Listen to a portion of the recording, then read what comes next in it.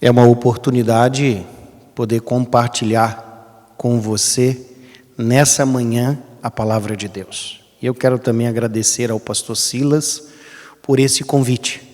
E eu quero convidar você, nesse momento, a abrir a palavra de Deus no livro de Êxodo, no capítulo 33. Essa história é uma história que me impressiona muito pelo seu conteúdo, e eu quero convidar você para que você possa, juntamente comigo, fazer essa leitura.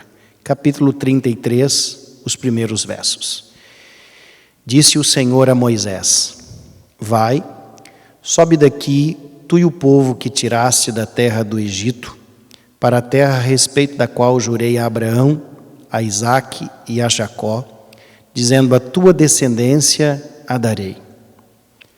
Enviarei o anjo adiante de ti, lançarei fora os cananeus, os amoreus, os heteus, os fariseus, os heveus e os jebuseus. Versículo 3. Sobe para uma terra que mana leite e mel. Eu não subirei no meio de ti, porque és povo de dura cerviz, para que te não consuma eu no caminho. A palavra de Deus, ela apresenta aqui uma história. E para a gente entender essa história, basta a gente relembrar um pouquinho o contexto dessa história. Moisés, ele estava no Monte Sinai, estava recebendo ali as orientações de Deus, enquanto Deus falava com Moisés e apresentava as suas leis, colocando a aliança de Deus. O povo estava no sopé do monte, na planície do Sinai, e diante da aparente demora de Moisés em cima do monte, o povo suplica para que um bezerro de ouro seja construído para que eles possam retornar para o Egito. Arão, ele poderia ter chamado o povo ao equilíbrio espiritual, mas ele não fez isso. E ele confeccionou ali o bezerro de ouro. E diante daquela orgia que estava acontecendo ali, a idolatria, o afastamento de Deus, Deus agora então olha para Moisés e pronuncia as palavras que nós acabamos de ler. Deus então está dizendo para Moisés assim: Moisés, pega o povo e diga ao povo que eu vou cumprir a minha palavra. Vocês vão para uma terra que mana leite e mel. Deus, ele diz, ainda acrescenta um detalhe a mais. Deus diz: eu vou colocar um anjo na frente de vocês. Esse anjo vai proteger vocês, esse anjo vai guardar vocês. E Deus, ele diz que além de colocar um anjo na frente, esse povo poderia entrar na terra da promessa, teria o anjo, teria as bênçãos de Deus, mas Deus, ele diz assim: eu não vou estar no meio de vocês. Nós temos duas coisas que nós temos que entender nesse texto. Uma delas chama-se presença de Deus. A outra chama-se poder de Deus. As duas coisas, elas não são sinônimos, elas são coisas diferentes. O poder de Deus é uma coisa e a presença de Deus é outra. Por exemplo, o poder de Deus está relacionado primeiramente com a promessa divina.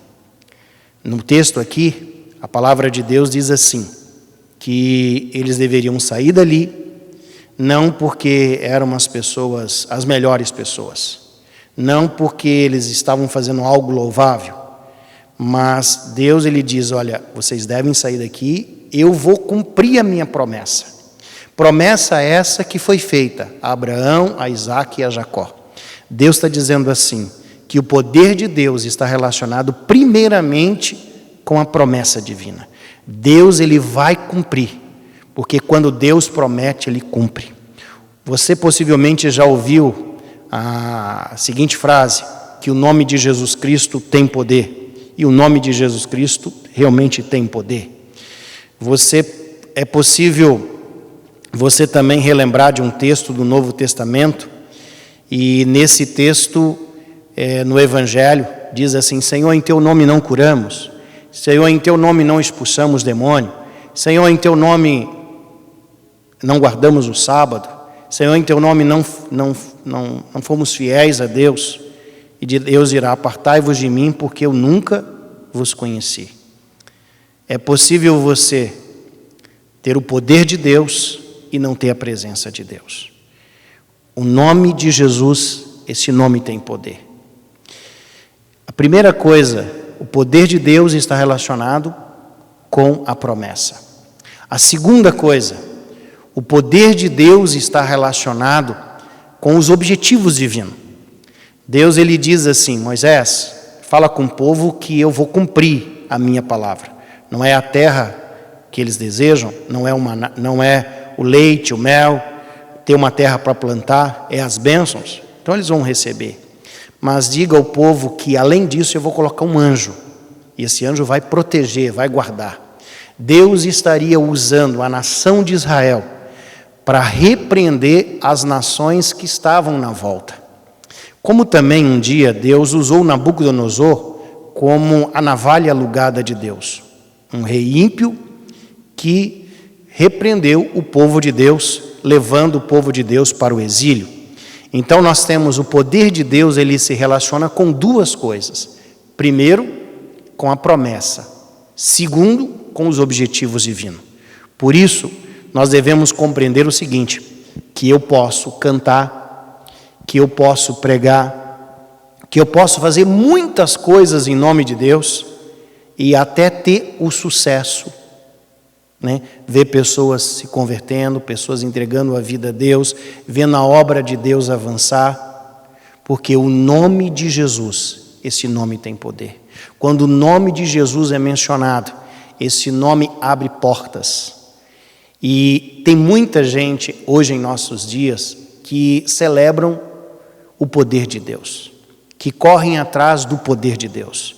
Eu quero o poder de Deus para uma cura, eu quero o poder de Deus para um milagre, eu quero o poder de Deus para que a minha vida seja abençoada ou a vida da minha família. Mas nós devemos buscar o poder de Deus. Mas muito mais do que o poder de Deus, nós precisamos da presença de Deus. E a presença de Deus, ela está relacionada com algumas coisas. Vejam só, no texto aqui, no versículo capítulo 33 e o versículo 11, nós temos aqui como é que a presença de Deus era curtida, né? E o texto diz assim: falava o Senhor a Moisés face a face, como qualquer fala ao seu amigo. Diante dessas circunstâncias, Deus ele estava dizendo o seguinte, que o povo teria a promessa, que Deus estaria colocando um anjo na frente, mas que Deus não iria. Então agora Moisés, ele sai do meio do povo e ele então vai até a tenda do encontro. E quando ele está lá na tenda do encontro, fora do arraial, ele fala com Deus e Deus o trata como um amigo e o trata pelo nome. É muito diferente com aqueles que Deus diz assim: apartai-vos de mim porque eu nunca vos conheci. Quando nós estamos na presença de Deus, a presença de Deus nos santifica. A presença de Deus muda a nossa vida. Não tem como você estar na presença de Deus e ao mesmo tempo compartilhando ou vivendo uma vida de pecado. No momento em que nós estamos na presença de Deus, a presença de Deus modifica completamente o nosso caráter e a nossa vida. Moisés, ele foi o grande homem de Deus no Antigo Testamento, o primeiro profeta, eu poderia dizer assim. Mas se você olhar, você vai entender que diante da proposta de Deus, Moisés olha e diz: Senhor, se a tua presença não for conosco, não nos faça sair daqui. Eu, olhando para os nossos dias e para os pregadores modernos que nós temos hoje, nós com certeza teríamos muitas pessoas que estariam abraçando a promessa, que estariam celebrando a segurança de ter um anjo, e muitas pessoas sairiam sem a presença de Deus, porque tem muita gente buscando somente o poder de Deus.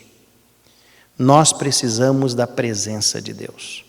a presença que santifica, que muda, essa presença que nos torna conhecidos no céu.